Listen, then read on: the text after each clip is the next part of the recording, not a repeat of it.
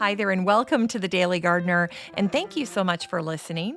I'm your host, Jennifer Ebling. It is March 26th. Today, we celebrate a woman who was outcast from society and imprisoned in her own home. And so she became a gardener. We'll also learn about a man who wrote one of the most useful and beautiful medical botany books. We'll hear a charming garden verse from an English writer and poet. And we grow that garden library today with a book about one of America's greatest botanists. And then we'll wrap things up with a sweet little garden poem from an American poet laureate. Now, before I get to all of that, I just want to remind you that today is Friday, and that means that this is the day that my Friday newsletter comes out. And if you want to check it out, all you need to do is head on over to the website for the show. It's at thedailygardener.org, and right there, you'll be able to sign up to receive the newsletter. Now, the newsletter comes out late on Friday evenings, and I try to provide enough botanical history and poetry, and other fun items to tide you over the weekend until I see you again on Monday. So head on over to thedailygardener.org and sign up for the newsletter. And if you do that really quick, you'll be able to get your copy of the newsletter tonight. And if you miss the deadline and you really want the newsletter, just go ahead and shoot me an email. I'm at jennifer@thedailygardener.org, and I'll be happy to send you a link so that you can read it. It's time for today's curated garden news.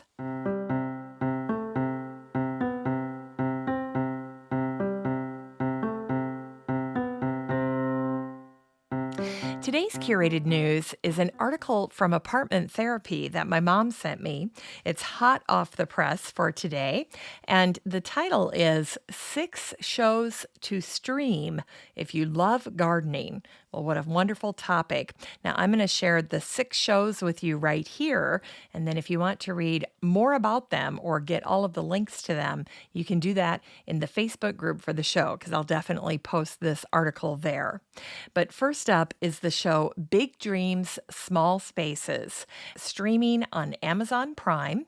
And this one is featuring Monty Don, who's helping novice gardeners turn their little plot of heaven into a beautiful garden. So you're going to want to check that one out. Then next up is one that's streaming on Netflix. This one's called The Big Flower Fight. I know we've talked about it in the Facebook group for the show already. But if you can imagine that you would take Cupcake Wars or Iron Chef and then apply that to the garden, you basically have The Big Flower Fight. Now, another one that's streaming on Amazon Prime is a show called The Instant Gardener. And this one is a garden makeover show, one of my favorites. I love that. I could watch garden makeovers all day. Another great one that's on Amazon Prime is Grow, Cook, Eat. So if you're a gardener but not a cook, if you're a cook but not a gardener, this show is for you because you'll be able to learn how to put it all together. So if you're missing one half of the equation, check this one out.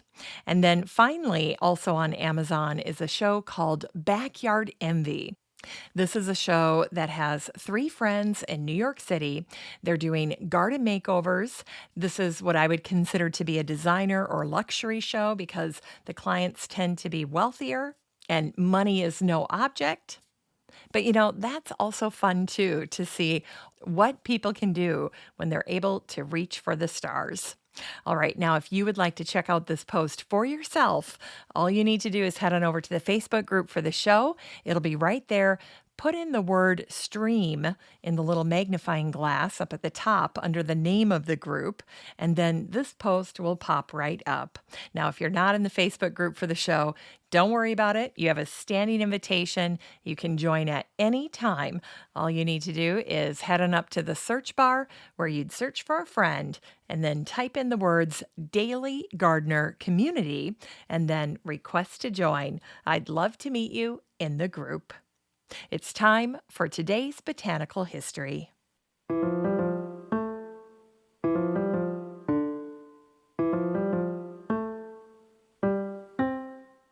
Here's botanical history for this day, March 26th. Today is the anniversary of the death of the English poet, writer, gardener, and a member of high society, Lady Luxborough, Henrietta Knight, who died on this day, March 26th in 1756. Henrietta was a beautiful woman. She had a mass of black hair and attractive features. After she had two affairs, her husband, who had countless mistresses, exiled her from society and her children. Henrietta was basically kept prisoner at their ramshackle Warwickshire estate known as Barrels Hall. But she did have 7 servants there, and she also had an allowance of £500 per month. But she had no way to leave the property. In an effort to keep her boredom at bay, Henrietta took up gardening, and she ended up creating her own personal Eden, complete with avenues, ravines, ha-has, giant urns, and beautiful vistas. Henrietta was talented and social, and she managed to befriend many of the gentlemen, poets, and artists in the area. And one of her closest acquaintances was her neighbor, the poet and landscape gardener, William Shenstone. Now, even though he was 15 years younger than her, William mentored Henrietta, and they corresponded about their landscapes and daily life, carrying on a friendly garden rivalry.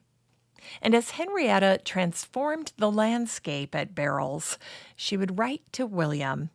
And lucky for us, her correspondence has been preserved. And I have to say that some of her letters contain the most beautiful hand illustrations. I think of them as botanical doodles and such. And she put them all along the margins of some of her letters. They really are something to see. In one letter, Henrietta wrote, "I have made a garden, which I am filling with all the flowering shrubs I can get. I have also made an aviary and filled it with a variety of singing birds, and I'm now making a fountain in the middle of it and a grotto to sit in and hear them sing." Henrietta left her mark on garden history. In addition to her beautiful gardens, she coined the term shrubbery, and she used that word in one of her letters to William Shenstone. At the time, shrubbery was used to separate the garden area from the wilderness. Shrubbery was also used to help graduate the planting lines in the garden from tall trees and conifers to the smaller plants and perennials in the garden. And today is the anniversary of the death of the English physician and botanist William Woodville, who died on this day, March 26th in 1805. William was an early adopter of the botanist and physician Edward Jenner's work on vaccines, and so he became an outspoken advocate of vaccination. He even tried to create his own smallpox vaccine, which people now believe was inadvertently contaminated and therefore not as effective. As a physician at King's Cross, William managed to get the hospital to agree to let him start a garden on 2 acres of land that were adjacent to the building. William paid all the expenses associated with the garden out of his own pocket. And in his garden at King's Cross, William cultivated medicinal plants, and his hands-on experience allowed him to become an expert on growing his own apothecary, a skill that many physicians of his time were wont to do. The old saying, "You have to grow it to know it," was especially true for doctors and healers during William's lifetime. Now, at the height of his career, William published a book in 4 parts that became an invaluable reference to physicians of his day. The book was an excellent guide on the topic of medicinal botany and medicinal plants, and it featured 300 plants with 300 illustrations by one of the top botanical illustrators of the day, James Sowerby. This meant that William's book was as beautiful as it was useful. And today, plant lovers still enjoy reading this gorgeous reference, especially William's writings on chicory, feverfew, flax, ginger, and St. John's wort. Now, there is one little known fact about William that I wanted to share with you today. When he was 26 years old, William shot a man who was trespassing in his prized garden. William didn't intend to kill the man when he fired his gun through the window of his home, but the event was a pivotal point in William's life. He'd been born into a Quaker family, and after this episode, William was disowned by his Quaker community, and that is how he ended up in London and found his destiny at King's Cross. It's time for Unearthed Words.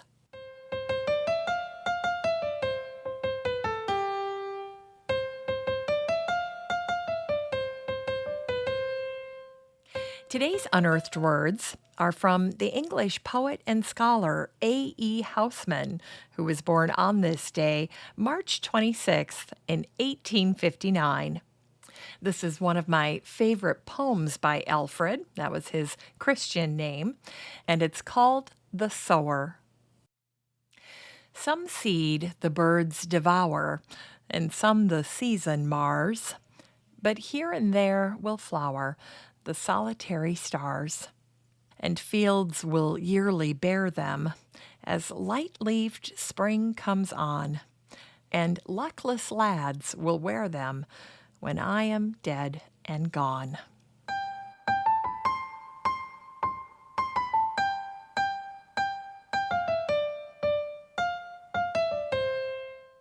It's time to grow that garden library with today's book, George Washington Carver by Christina Vela. This book came out in 2015, and the subtitle is A Life. Well, as you probably already know, George Washington Carver is one of the most accomplished botanists in our history, and his story is so compelling. Somehow, after being born into slavery, George earned a master's degree at Iowa State Agricultural College, and then he went on to become that university's first Black professor. Now, I thought you would enjoy hearing a little excerpt from this book because I think George's origin story is so incredible. And here's how Christina tells it. Though it was the most shattering event of his life, George Carver had no memory of the kidnapping. It happened when he was only a few weeks old during the Civil War.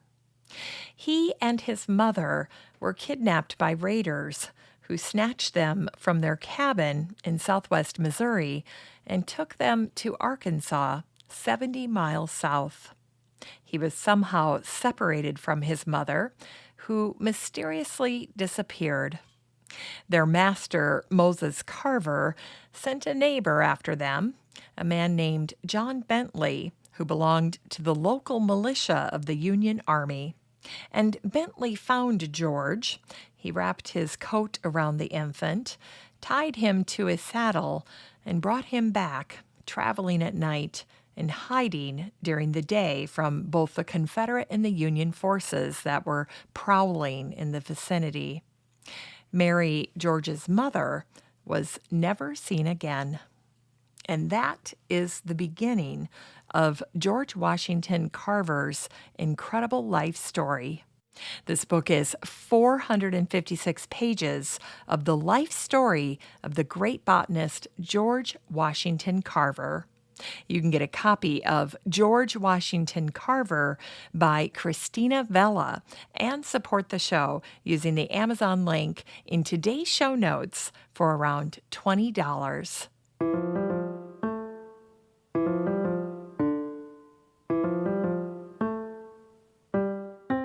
Finally, here's something sweet to revive the little botanic spark in your heart.